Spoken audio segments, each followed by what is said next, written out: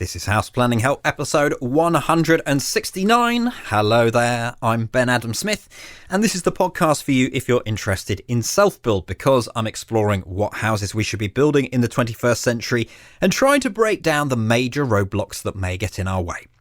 Coming up in this session, my guest is architect and author Clare Nash, and we're going to be looking at contemporary vernacular design, which is also the title of her new book. And actually, that's probably where we'll start today, on a slightly different book. If you have kids, how do you prepare them for the fact that you're going to be building a new home? What we've tried to do with our son is obviously talk about it quite a lot. It's possible we're going to be leaving our current home, so it's really going to turn his life upside down. This is the only home he's known so far. So we've also been talking about the new room that he'll have in the new house, and hopefully in the rented accommodation if we're not all squeezed into a shoebox because of what's available. And then we go to visit the piece of land where we're going to build our house as well, fairly frequently, just to get him used to this is where we're going to build our new home. I don't know whether this is by chance or just kids have favourites every so often, but he really likes a book that we've borrowed from the library a couple of times now called Construction by Sally Sutton. And she's written some other books, Demolition, Roadworks, Construction Crew. Yes, she's our kind of lady. And I thought that this might be just a slightly different way to start off the podcast today, because James is 2 3/4 now and he's absolutely memorised the whole of this book, and I thought it would be a good opportunity just to let you hear a minute clip of that. Don't worry, you don't have to have the whole thing. They're building a library. I'm not sure why they've gone down this build route, but hopefully you can understand what James is saying as he recites it. I give him a little bit of help too as well. So check out this minute extract from the book. Dig round, ball down in mud. Shove the piles in one by one. Zips up front. Full holes, let concrete drop. Thread it for 4 sets, to slop, flood. Good one. Hoist wood, hang, hook and wrap. Swing it round, then lower it down. Clonk, Clonk, clap. Cut blanks, measurement saw. Amos, set. Earmuffs will protect your ears. Whiz. Ball train. I'm all day long. Mate says, and falls and rules. Bing, bang, boom. Raise roof. Raise shooting now. Power tools. Do job. Ready, steady. No, ring, zing, pow. And it goes on. That's Construction by Sally Sutton. If there are ways that you're preparing your kids for your house build, I'd love to know about it. Just get onto the contact pages at House Planning Help and let me know. Or perhaps you found a book on passive house. Someone must have done this for kids, or low energy building. Maybe we'll have to put that on our ideas list if nobody has done it. Let's get to our featured interview with Clare Nash from Clare Nash Architecture. And I wanted to speak to her because for her book, she's putting a lot of research, as you would expect, and she's picked out 25 housing schemes from the UK, from Europe, from across the world that draw on traditional vernacular principles whilst taking into account modern day materials, methods, energy requirements, and so forth. So let's get into it. I asked Clare, first of all, just to tell me a little bit about her background. I'm Clare Nash. I'm an architect. I set up Clare Nash Architecture 6 years ago, and it was just me. Now we're 5, but we're all part-time. We're all female, which is a bit strange, but that wasn't by design. It just happened that the best applicants were female. And we all work without an office, so we meet up once a week in a cafe, and then the rest of the time we work remotely or in co-working spaces. So that's also a bit strange about how we operate. You mentioned you meet up. Does that mean you're all local? Yeah, so I'm based in Brackley. Everybody else is in Oxford and Banbury, so we are all pretty local. But we meet up in Oxford for our meetings because there's lots of nice cafes in Oxford. You don't need to explain this to me because this is exactly the way I work and I get it. Today, we'd like to talk a little bit about your book, and it's called Contemporary Vernacular Design. First, though, why this book? Well, it came out of two things. So I studied Part 2 architecture diploma at Oxford Brookes University, and as part of that I studied vernacular architecture. So I became really interested in this really centuries evolved design of buildings that were inherently sustainable without actually meaning to be, because obviously somebody in the past was just literally building with local materials. They weren't thinking, I'm being sustainable. And they were developing ways to save energy because they didn't have energy to expend. They certainly couldn't import stuff from China. And I thought, oh, we seem to have lost all these really good ideas in modern housing design or any kind of building design, actually. So this was paired with a growing frustration at the quality of housing that was being built around me. So the standard red brick box that you find in Southampton or Northampton, it used to be much more varied in olden times. And it's right on your doorstep. As I drove up Yeah. here, I thought, oh my goodness, Yeah. this is where you live, Claire. Was that the inspiration? Yeah, well, it was. I mean, it wasn't. This is quite recent, the development around here in Brackley, but and I started writing the book way before that even began. But in general, yeah, it was that kind of thing.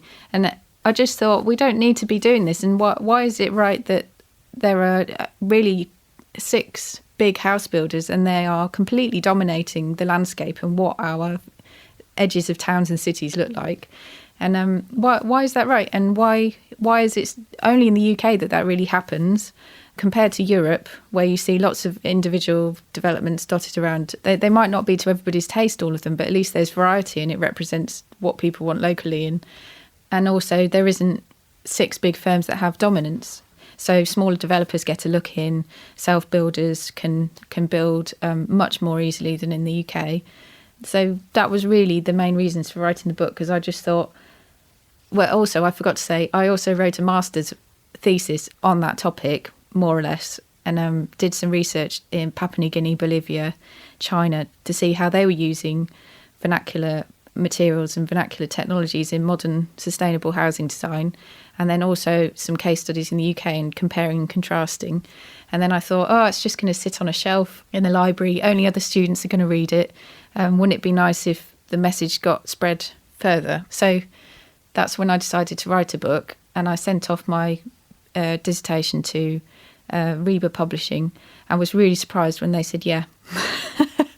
And then I thought, oh no, now I've got to find all these other case studies and do all the research and write about it, as well as running my practice and all the rest of it. So, but I did it, and I really enjoyed all that research. It's been really, really useful, both in the practice design, but also what I teach to students. And every time I talk to people, they don't have to be architects. They can just be somebody from the public. They're all really behind it and passionate about it, because also they're kind of fed up with just the standard red brick box plonked everywhere. You talked about research. What did that go to? What extents?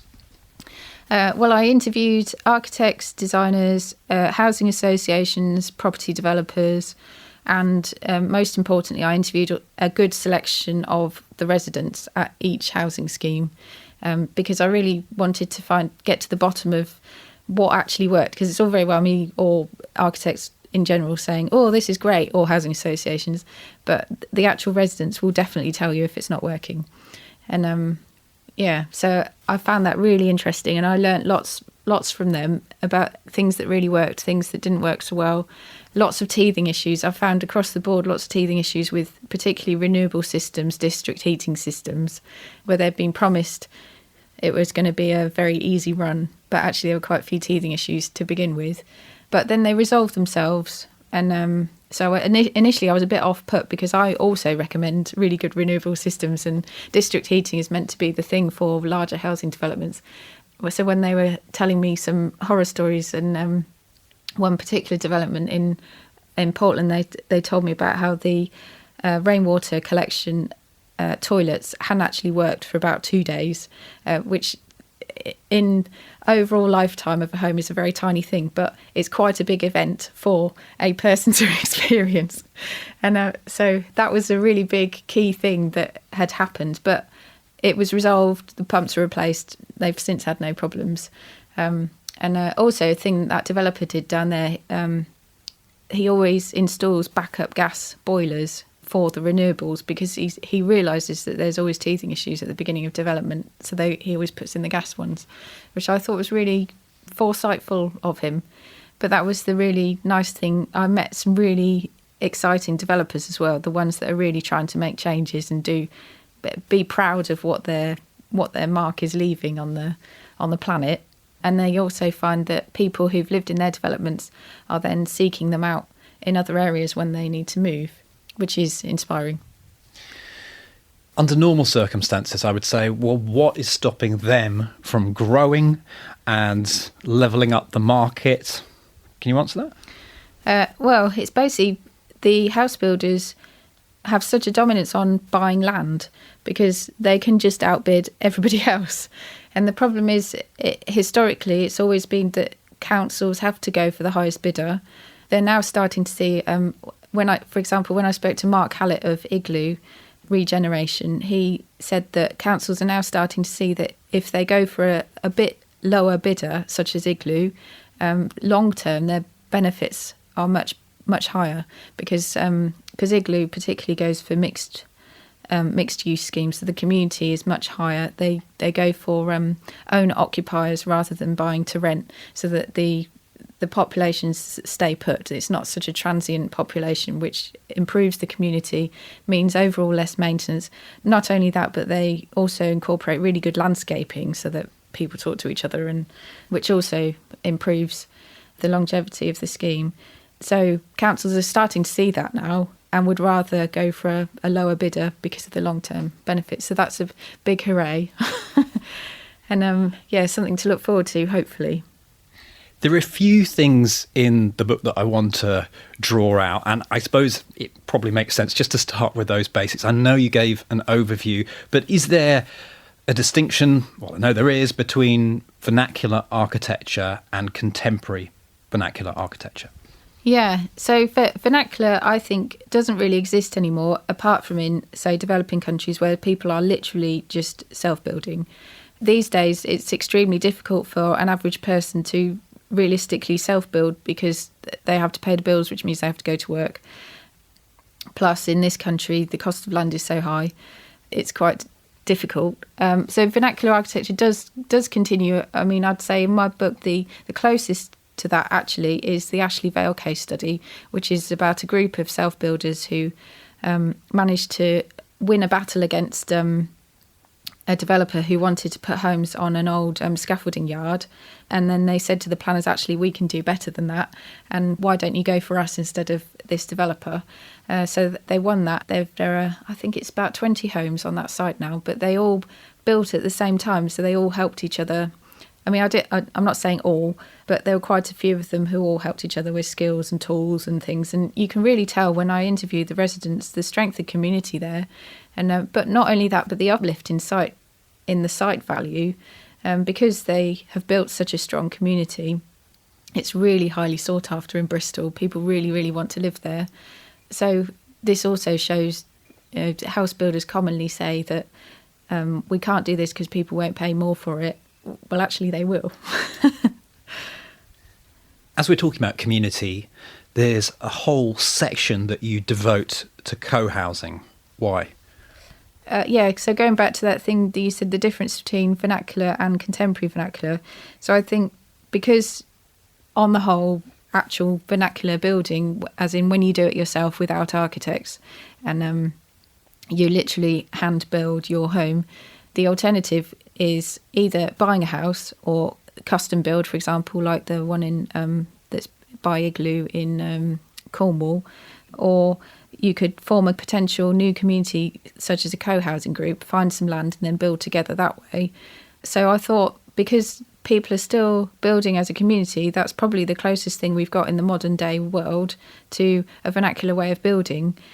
Yeah, so I'd call that contemporary vernacular design, but it is different to contemporary vernacular design, what I'm talking about in terms of mass-produced housing, because in that sense, that's more about getting landscaping right, getting the place right, having some kind of feel of identity in the design of the home, so it's not just repetitive. For example, in Holland, the main master planning architect employed other architects, and they all produced different types of homes that they dotted around. And ordinarily in Holland, you'll get whole rows of the same architect design, which is fine. It's still very good quality housing, but they wanted to create a rural atmosphere. So they did that with bisecting canals and then pockets of green sort of weaving through it, inspired from a Mondrian painting. And then with these different types of homes all dotted around. So when you arrive, you don't feel like it doesn't feel like it's been there a long time, but it definitely feels like it's got lots of character. The quality of the materials is really good. And the translator that I took with me, a Dutch landscape architecture student, said that it felt like home to her. I mean, I was walking around just last night, the local homes, to me, the new build, and it just feels like a toy town. It's a bit eerie. Feels like an invasion. Yeah. They've arrived! Yeah, exactly. It's just I don't know. And it could be so much nicer. And I actually thought, maybe it's because people aren't living here yet. But on every drive, I saw a car parked and there were lights on. And so I thought, it's just a bit soulless, which is why I called the book How British Housing Can Rediscover Its Soul. Yeah. I notice as well, when you go through each of your case studies, that you almost sum them up in a similar way. So can you talk about some of those points? I think you've probably mentioned a few of them, for example, like landscape, and just why these aspects are important and why you wanted to look at them all in the same way. Yeah, well, mostly it was the resident feedback that I concluded with, and I put it into, I think it was 4 categories. So there's comfort, which was a big one, because I thought if it's not working thermally and people aren't happy with the levels of daylighting, then what's the point? Whatever the design is, it's not good enough if they're not happy with that.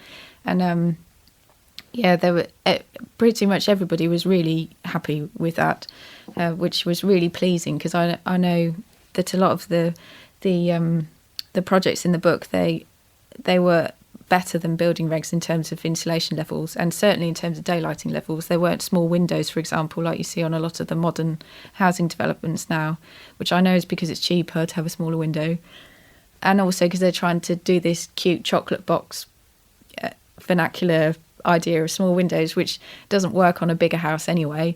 It just looks odd. But also in the olden days when people had small windows, it was because they couldn't afford to heat their homes. We can afford to heat our homes now. We have better insulation. Plus, we're not working in the fields all day, so we're not sick of daylight and the elements. We actually really need the light because we're inside all the time, and we get seasonal affective disorder if we don't get enough of it. So it's really important to have big windows. And then there was appropriateness, which is how appropriate is it for that area? And I thought that was particularly important because it was highlighting the need for different types of housing for different types of areas in the UK or in Europe or further afield. And so that took into account culture, particularly in the ones that were further afield, but also the context, the surrounding buildings, the surrounding landscape, local materials, local craftspeople. So that was also really important. And then sustainability, of course. Some of the homes in the book were incredibly sustainable. So in Siebenlinden in Germany, everything was built out of straw bales and timber frame.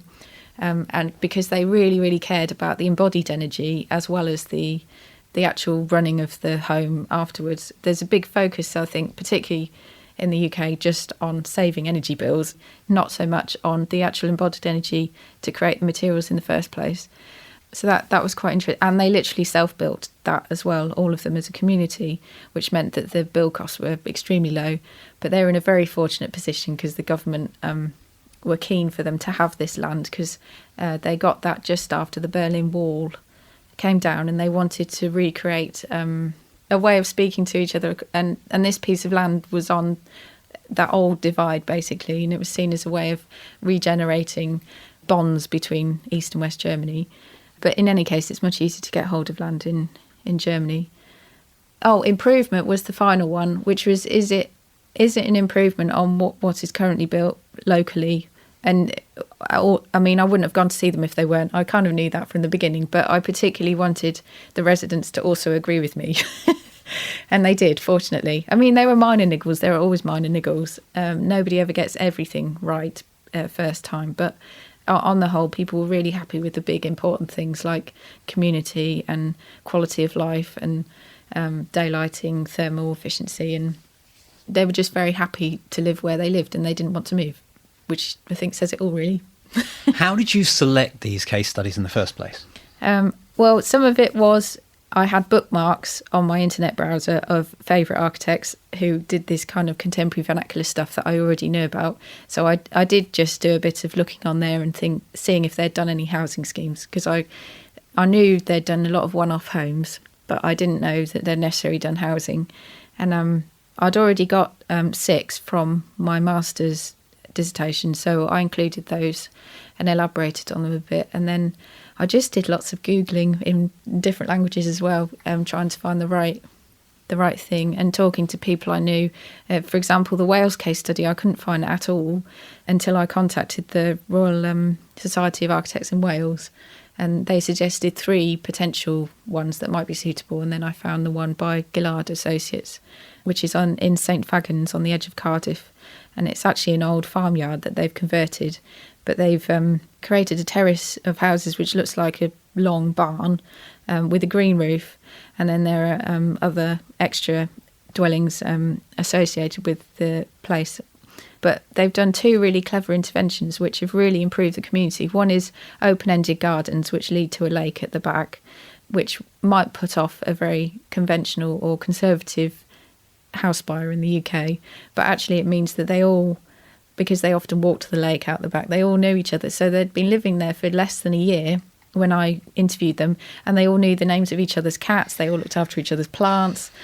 And then the other thing was a shared garage, which looked like a farm building, but nobody had their own individual drive and their own individual garage. In one respect, I think this is brilliant, and I would like to live this way, but I don't live this way. And I'm wondering, I sense that you like it too. Why are you not living like this? Well, because I, like most people, also can't afford the cost of land. But often there are spaces, for example, to join a co-housing community either in the early days.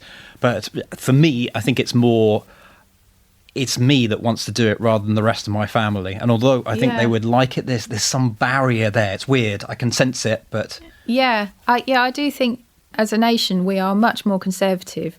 So when I went to interview people in Germany, they were really astounded at our privacy laws. But so I was telling them about how we have to have opaque windows. The side elevation always has to have an opaque window, and certainly on bathrooms. That's just not the case in Germany at all, not even on bathrooms. Because I commented on this because I went to look at a really beautiful house in Überlingen, and it had full height glazing almost all the way round and not a huge plot around it. And then there were the neighbours also with lots of glazing all the way around. And I realised they could look directly into each other's living spaces. And I said, "Oh, how did you get this through planning? Is this normal?" And they just said, "Yeah, why wouldn't it be?" It just didn't bother them. But actually, I also found that at Ashley Vale, because they'd all built more or less at the same time, and they were quite close to each other as well. And they did have overlooking windows. And they said, "Well, you just monitor yourself. You don't stare at them, and they don't stare at you. So it's not an issue." But I've noticed this where I live, just a number of things that almost seem to be going in the wrong direction. Sometimes like politics as well, you feel you've made loads of progress. And so, say, for example, near to where I live, I've noticed that fences get higher over time. They never seem to go down, or hedges get removed for fences, front gardens disappear for cars. And I don't know whether it's just people, perhaps the people are different in the co-housing communities or what it is. Well, one thing that I did notice was, and what I was particularly interested in, was the housing association tenants, because they didn't choose to live in those places. So I really wanted to get their feedback.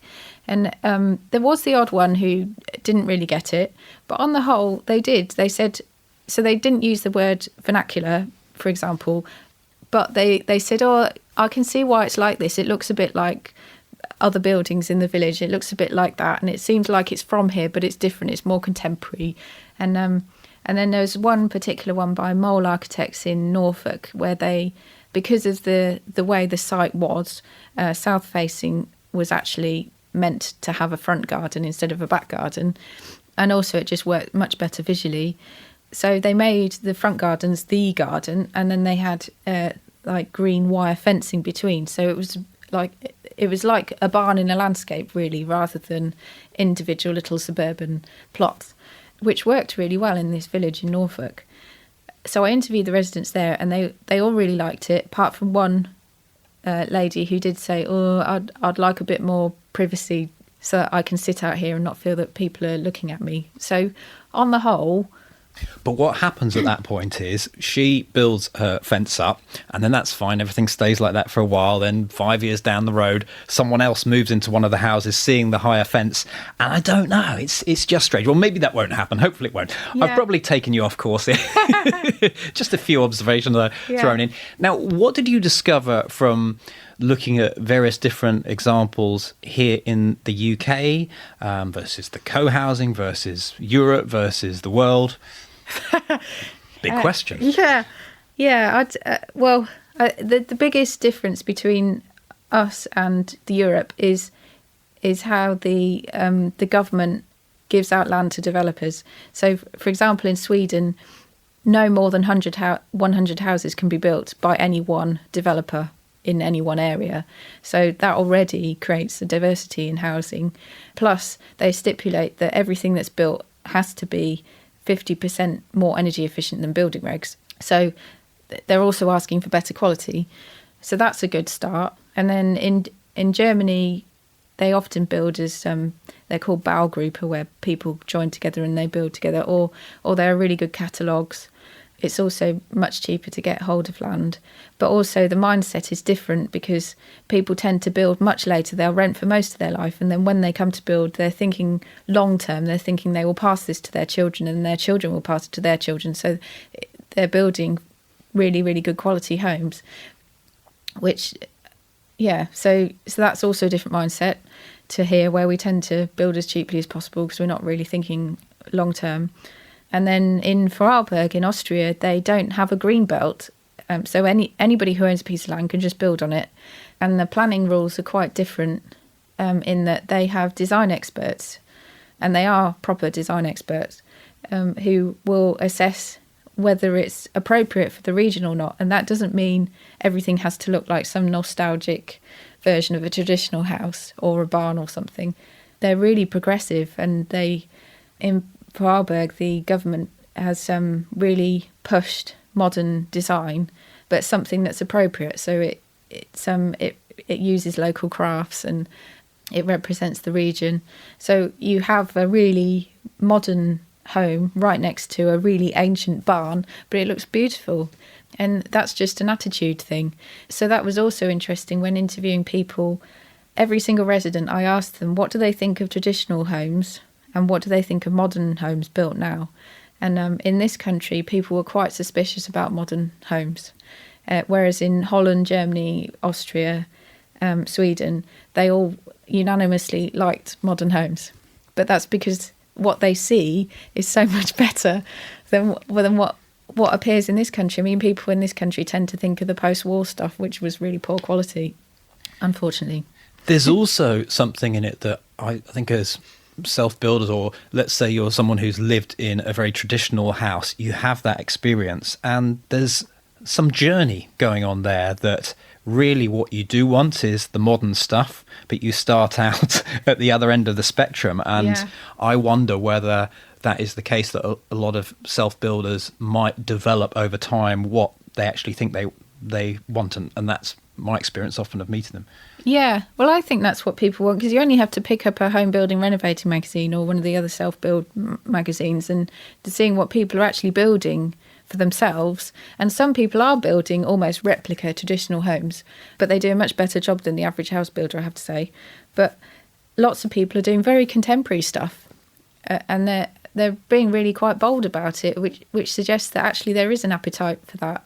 And also the custom build site in Cornwall, 6 architects have provided their designs, which can be tweaked per self-builder. They're really doing well as well. People really going after that. So, and there was a really funny test that they did in Holland, the architects for this scheme that I looked at in Beesland. They did a taste test, they called it. An architecture taste test. So they asked everybody to answer questions. So whether they were just an ordinary member of the public or an architect or a design professional, anything. And what happened was there was a unanimous agreement that everybody liked this new third way that Faro Architecton called it, which is a hybrid or a kind of a mixture between the best of the old and the best of the new. And they didn't like the pastiche of the old, and they didn't like the super modern, but they liked this hybrid in the middle, which is basically contemporary vernacular design. So that was really fascinating to me. Are there any other loose ends that you tied up in your conclusion that might be relevant to self-builders? There are really interesting elements from each case study. There's something for everyone in there because they're all so massively varied, and that was what was really nice about it, is that you could have a flick through and just go, oh, like that, oh no, don't like that, oh, again, I really like that. So there are lots of really good takeout bits that we use in our own work really frequently. I mean, it's been massively useful for us in our design work because we actually know what actually worked for residents. So the post-occupancy questions and research we've got. But, oh yes, the white paper, that's what I was going to say about. I'm really hopeful because Barwell, isn't it, Gavin Barwell, he's actually said that they're going to make it easier for smaller developers to get land and to start doing things, start developing essentially, which would be so nice because the developers that I interviewed, the ones that were really progressive and interesting, they were all smaller ones, and it'd be lovely to see them being able to do more stuff. And also for self-builders, because at the minute planning authorities have to find out if there is a need for self-build land, and then if there is, they have to provide it. But I think in some cases it's proving difficult to actually get them to provide it, and hopefully this housing white paper will really push that through. So I think it's quite exciting times, and I'm really hopeful for the future of housing and house building in Britain. Well, that sounds like a really good place to leave it. Claire, thank you very much. Thank you. Head online to take a look at the show notes that accompany this session, houseplanninghelp.com/169. You can review the key points. We've got some photos of a few of the schemes that we talked about today. And if you've got a comment or you'd like to ask a question, just scroll down to the bottom of the show notes. That's the place to do it there. We'll link you across to Claire, let you know where you can buy her book, houseplanninghelp.com/169. My call to action today is that if you haven't done it already, we would love an iTunes review. It's quite simple to do. Once you're in iTunes, you've got to open it up, navigate to the store, search for House Planning Help, and then you click on our podcast. You'll see ratings and reviews right there and the opportunity to write a review. Doesn't have to be long, but it would be good if it helps other people understand what the podcast is about so that they can think, yeah, this is something that I want to listen to. We obviously want to get the message of better building practices out there. So if you can help us and you haven't had a chance to do it already, maybe today is the day. Jump on iTunes, please. Next time, Michael Campbell from Spratt Endicott Solicitors is my guest, and we're going to be looking at the process of buying land. What has to happen legally? We know there's got to be an exchange of money, but what else happens? Thanks for listening. The House Planning Help podcast is produced by Regen Media, content that matters.